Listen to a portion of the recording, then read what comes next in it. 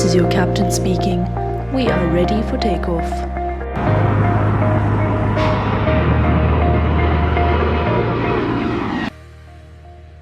Good day everyone, welcome to our YouTube channel. Today with us we've got Captain Simon van Garderen, who'll be sharing with us a little bit about his flying career. Good day Captain, how are you today? I'm fine, yourself, Sheila? I'm well, thank you. Thank you so much for taking time to come share with us. You're welcome. Awesome, let's jump straight into it. So, for those who don't know you, who is Captain Simon van Garderen? Where were you born and where have you lived? Me, I'm Simon van Garderen. I was born in Pretoria in the previous century. I grew up in Heilbron, northern Free State, about 200 kilometers south of Pretoria.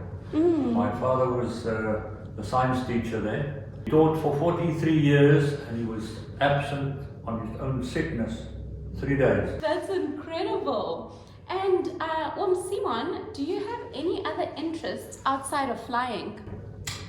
I'm a brilliant couch potato. I'm an avid TV watcher.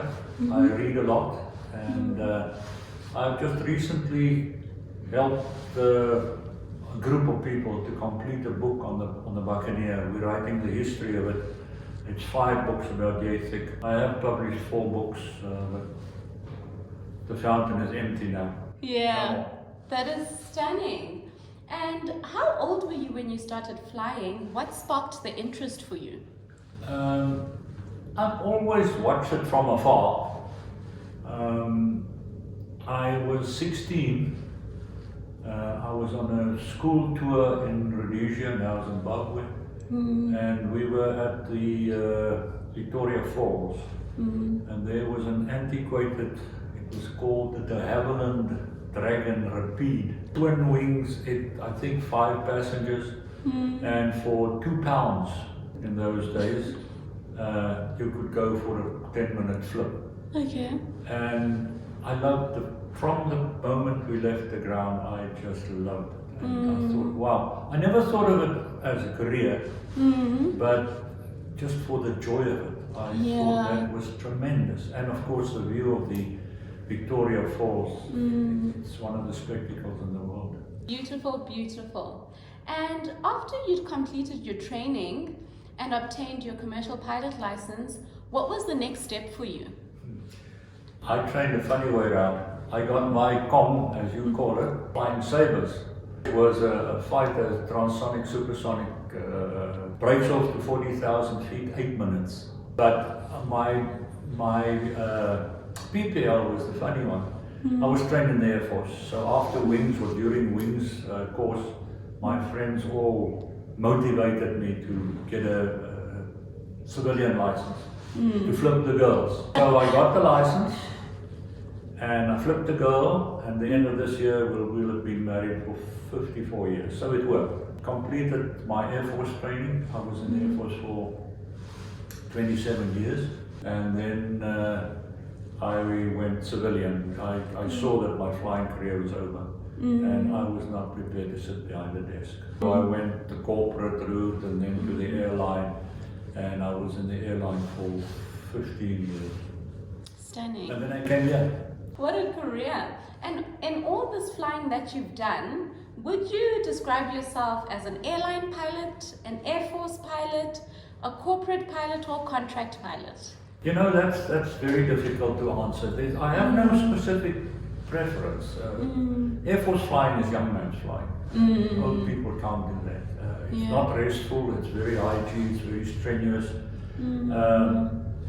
I loved my Air Force flying, I loved my corporate flying, I loved my airline flying. And my interest now, if I win the lotto tonight, then I'll buy myself a motor glider. You launch yourself, you cut the engine, the blades fold up and it becomes a glider, and you just sit there until you're tired, and you come back and you land. It is totally brilliant. The aircraft itself is very expensive, $5.5 million. But the flying, the operating is cheap. Sounds lovely. And how many years have you been flying? How many hours do you have to date? 60 years. I just stopped just over 20,000. Oh my goodness. And with all these hours of flying, have you ever been lost? I should go like this. Yes, I have been lost, and it was the most terrible thing that ever happened to me, because I got lost when I was the officer commanding of the Buccaneer Squadron. The boss is not supposed to get lost, but I got lost.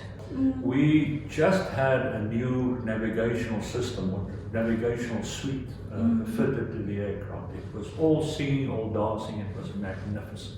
But the navigators have found out that if we fly on the gyro mode instead of the compass mode, in other words, not magnetic but on the gyro, we did better, because in a place like Tabazambi, the compass would be driven 8 degrees off the correct heading just by the iron ore in the mountain. So we flew with this little switch. It's exactly the same switch. Day gyro. You line up on the runway, you set the true heading, and then you set it up. The navigator watches it on the computer and he says, yes, we've got it, and then off you go. And it was just a casual flight south of Uppington. Now, south of Uppington, there's nothing. Nothing. And we used to transfer in that aircraft at 7 miles a minute, 420 knots. Nice 7 miles a minute for the navigator. And I had nothing else to do in the front. I wasn't navigating, just keep the aircraft out of the trees, fly the heading and fly the speed. And after a while, we have a rear view mirror in the aircraft. I saw the navigator going like this. The true sign that something is wrong. So I said, Chris, what's wrong? He said, I don't know. I just missed a pan, a salt pan, 60 kilometers in diameter. Did you see a salt pan? Oh no. Now, if you miss something 60 miles wide, you know. Yeah. The next moment I saw a railway line coming. So I said, here's a railway line, let's follow it, get the name of the station, and then find ourselves on the map. He said, this is not on the map yet. It's the Sishan Saldana railway line, it's not on our maps yet. Carry on. Now you're getting lost at a rate of 7 miles a minute. Yeah. And suddenly I saw on the compass went dot cross, which shows it was a magnetic. So instead of putting the thing to day gyro, I had clicked it into the normal position. So we were 24 degrees going further west than we wanted. And you're chewing fuel at 3 tons per hour. So I decided, listen, we better confess and find ourselves quickly. Those days it's military airspace, there's nobody there, there's no radar. This is in the 70s. Put about Rolls Royce and hopped up to 20,000 feet. 1 minute, like that.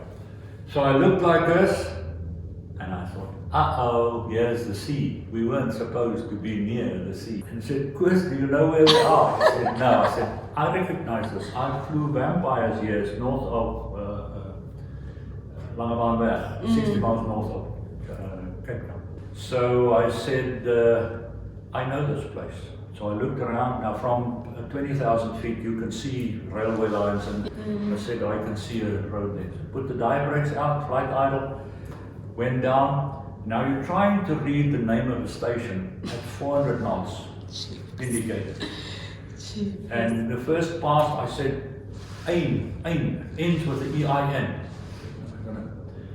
I went to back and said, Bitterfontein, I know this place, this is where the railway line ends. So I said, pray. Power again, climb to 40,000 feet this time. He said, what do I pray for? I said, a jet stream. And we picked up one, fortunate for us. We couldn't, at low level, you couldn't make Uppington. You're using, at low level, you're using fuel twice as much at 40,000 feet. So we picked up the jet stream, throttled back, and went back all the way. Such a valuable lesson. You know, at that time I knew it all. I mean, I was senior, I'd been with the squadron for 7 years, brand new equipment. One switch. One switch. Yeah. And we were in deep trouble. Yes.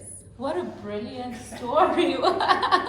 So in that time, outside of that time of being lost, have you ever run out of fuel? No. I was fortunate. I flew military flying, so you get fuel for 3 hours and then you have to come back after 1 hour. So fuel was never a problem. Okay. And then early in my career, I started flying jets where fuel consumption was gross. It really, after flying for 20 minutes, it's just taking off and climbing to height where you start your aerobatics and what sequence, whatever you do. More than half your fuel is gone, 20 minutes. Cheapest. And your eyes always sweep over the fuel gauges. It becomes a habit, a very good habit. Now I've come close where other people nearly ran me out of fuel, but I was never scared close. Okay. No, thank heavens, never. Yeah, that's great. And what would you say in your early hours of flying and training, what would you say has been a big confidence booster for you? The one thing that has always just up a couple of notches, every time I went solo on the new aircraft, I didn't go the long way when I went to the airlines. I went into the airlines as a direct entry captain. If you go into the airline as a co-pilot, and in some of the big airlines you sit for 15 years, promoted to captain, it would be something fabulous. I was always the captain of the aircraft for all the years I flew. I did very little flying as a co-pilot. So every time on the new aircraft, do your training and then you get the aircraft and off you go. Yeah. That has always been a big thrill for me. Doesn't matter what aircraft. At the end of my career, as I said, I started flying these motor gliders. Incredible! It's a little aircraft. Stunning. And Simon, can you briefly describe to us the feeling of flying? I don't think it's describable. It's incredible. It's a feeling. The feeling it gives me is total freedom. When you fly military jets, they were fully aerobatic, of course. So you had freedom this away, this away, this away. You know, complete freedom. You can do what you want, and provided you play the rules. And that's one thing about flying them. You have to play the rules. If you don't, we'll bury you. I buried many of my colleagues that just didn't play the rules or did something stupid. You can make mistakes. Yeah, of course you can make mistakes. All of us do. But you mustn't make stupid mistakes or be naughty with an aircraft. You be naughty with an aircraft, it's going to bite you for sure. Absolutely for sure. That's great. That's a good thing to keep in mind. Okay, on a lighter note, what is your most memorable time flying? I have a very soft spot for night flying because it's so quiet. I love dusk and I love dawn. I've done both in the airline specifically. But you know, when you come back from a place like Walvis Bay on the west coast of what is it called, Southwest Africa as it was in those days, you fly at 40,000 feet. You're flying along. If you normally pick up a tailwind, you sit there at 1,000 kilometers per hour, 540 knots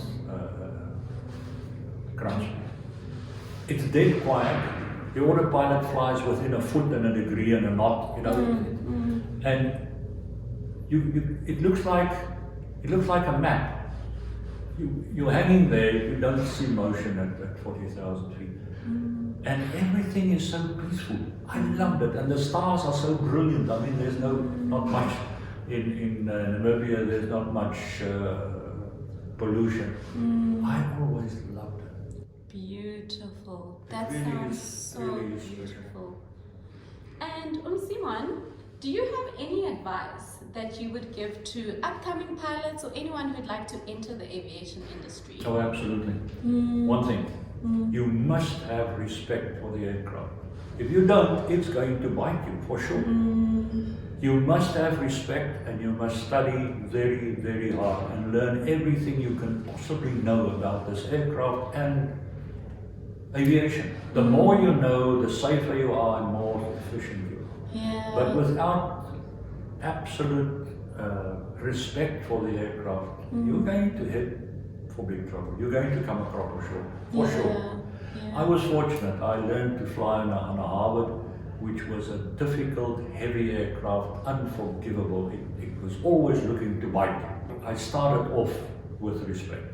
I was fortunate. If you start off with an easy aircraft, you might just be led into being naughty, being brave, and doing things that you shouldn't do. Yeah, that's great advice. Thank you so much, Captain. Absolutely. Thank you for sharing your experiences with us. I've learned so much. I've enjoyed this interview so much, and I'm sure there'll be lots who are inspired by it. Thank you.